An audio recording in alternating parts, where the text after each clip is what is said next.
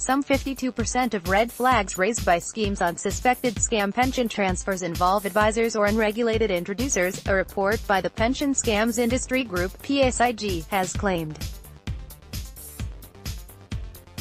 The voluntary body set up to support trustees, providers and administrators found these included advisors in a different country from the scheme member, or an advisor who appeared on an internal watch list because of previous concerns. PSIG found about 20% of red flags identified by schemes related to the terms of the transfer, including investment returns, guarantees made or the ability to access funds.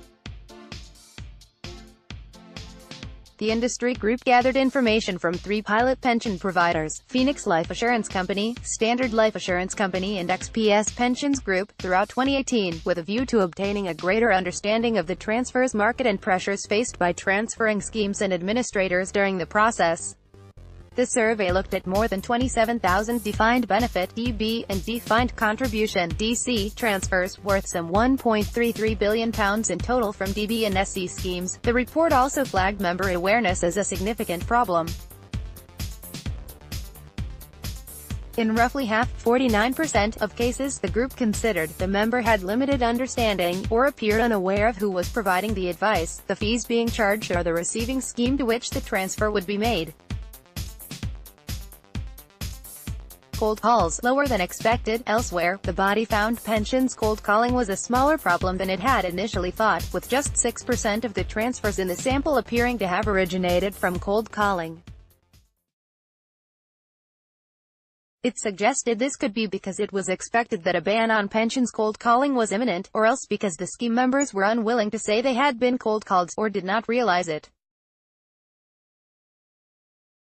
The report also described self-invested personal pensions, SIPs, as the scammers' vehicle of choice, with SIPs, including international SIPs, accounting for some 95% of all transfer requests during 2018. PSIG Chair Margaret Snowden said, "This research highlights that some things we previously assumed are not necessarily the case.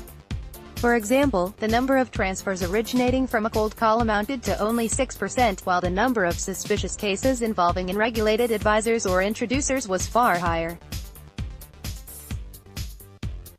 This shows that our efforts to convince individuals about the dangers of scams cannot simply focus on the cold calling ban, as perpetrators are already using other means of contact, like email and online advertising, as well as word-of-mouth and factory gating scams increasing." XPS Pensions Group head of DB Growth Sankar Mahalingham said he had seen evidence of potential scam activity increasing over the last 2 years, from 1 in 12 in 2012, to 1 in 8 cases in 2018.